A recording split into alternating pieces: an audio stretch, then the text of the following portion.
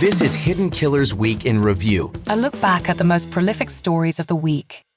This is the Hidden Killers podcast with Tony Brueski. Featuring author, psychologist and daily contributor, Siobhan Scott. Richard Allen going to be having his trial if everything goes as planned. May 13th, jury selection set to begin. Originally, it was set for October 15th, but that speedy trial demand came into play, and Judge Gull had no choice but to honor it. So here we go. We are going to see the Delphi murder trial take place in just a few months. Joining us to discuss, Siobhan Scott, psychotherapist and author.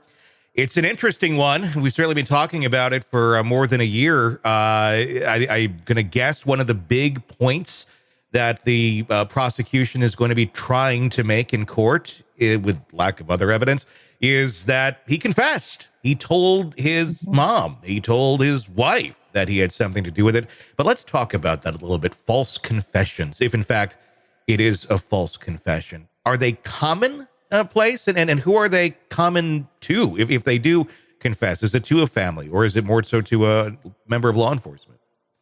You know, I have to say, I don't know everything. And I haven't studied every case where there's been a false confession. But the ones that I'm aware of have occurred after a grueling interview, you know, where somebody has been held for 12 hours or 24 hours, the spotlights on them, the police or people interviewing them, detectives, have been aggressive, and the person becomes worn down, and often they're given some kind of promise that, you know, if you just confess, this is going to go easier on you. You know, we can get you out of here faster. So there's a lot of coercion involved by law enforcement. I can't say that I have ever heard of a case where there was a false confession where the person just spontaneously told a wife several times, yeah, I did this, you know. So is it possible that that wasn't true? I guess anything's possible, but it would be odd. What I want to hear is the actual audio of that phone call. I think that would be very telling. What would jurors need to be looking for in that audio if, in fact, it does get played in court to determine, you know, just how legit this confession is or isn't?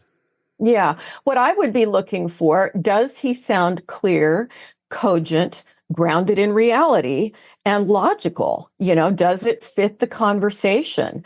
Because if it didn't, if it came out bizarre, like we're talking about, you know, the weather or politics or, you know, I don't know, imagine that they would be talking about that. But if they were talking about something completely unrelated, and then he just popped up with, oh, by the way, I did kill the girls.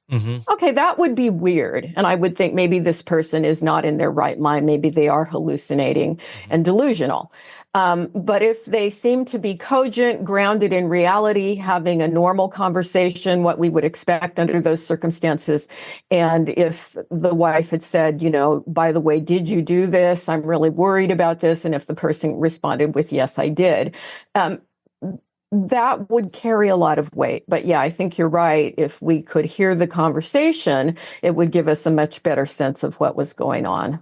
Mental health is likely going to play a role in this. Nick McClelland, the prosecutor, filed a motion to withdraw his most recent request for Richard Allen's mental health records, mainly because he was getting them under a way he shouldn't be getting them. There's no reason he should have had access to those.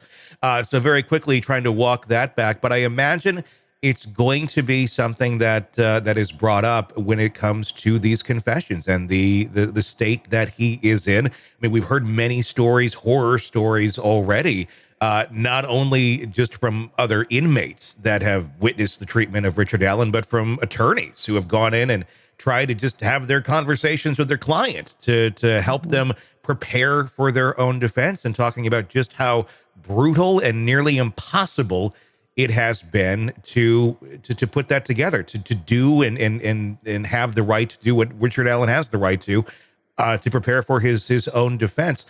Do you think we're going to see anything in terms of any of the guards being questioned about anything of that nature? Obviously, after the fact of these murders taking place, of what may have been going on behind those barbed wires and those walls that may have led to Richard Allen giving a confession to his family. Right. That certainly needs to be explored and looked at. What other possible forms of coercion could have been going on. And as far as the mental health, as I understand it, if the defense does not raise that issue in any way as part of the defense, then it can't be opened up by the prosecution. But if the defense opens it up, then the prosecution has a right to all that information. And so we don't know yet exactly what's going to come up. You know, the one thing about the murders, I don't think that you and I have talked about that's interesting to me, is that this information that came out about the bizarre staging of, you know, the crime scene, the way the one girl's clothing was put on the other girl. I mean, just weird. It really strikes me, if I had to say, what would I see as a profile of a killer that left a crime scene like this? Somebody that was hallucinating, you know, because it is so strange and bizarre. It struck me certainly not as a cult killing and certainly not as an Odinist cult killing, but someone that was having weird delusional beliefs. And there is a category of murderer, particularly sometimes serial killers, who are psychotic and they do these weird kinds of staging, you know, because it's part of this convoluted, strange delusional belief system that they have. And so if I were looking at a person who was charged with this crime, looking at their mental health issues, it would be very relevant to me. Do they have evidence of psychotic thinking? And that, of course, makes me wonder about him in this case. Yeah, it's another question that certainly needs to be answered. What happened? Why were these girls left the way that they were? Yes. Because we can go down to, you know, insane fairy tale land of, you know, cult ritualistic killing, which maybe not so insane. I don't know. I guess time will tell. But yeah, there's so many aspects to this that just don't really add up. Yeah. That, you know, I mean, as crazy as one would have to be to go murder two little girls, it's like a level beyond that. It is a level beyond. And when you see a crime scene where it is truly bizarre, you know, way out of what we would see, you know, in a typical case like this of a murder, which is usually a sexually motivated crime. There may be some evidence of a fantasy, but this is beyond. You're right. A good way to put it. That makes me think psychotic. And there's meaning in all this weird stuff that was done, but only to that person. And they were having these bizarre delusional beliefs. So that's what, you know, I would be looking for. Who is the person most likely to be having some psychotic stuff going on? So it's going to be very interesting to watch as we get closer and closer. Sick of the ads? We are too. Start listening with no commercials now and get access to all of our episodes in advance of everyone else. Become a True Crime Today Premium Plus subscriber on Apple Podcasts. Search True Crime Today Premium Plus on Apple Podcasts or go to our podcast page and sign up now. True Crime Today Premium Plus. Sign up now.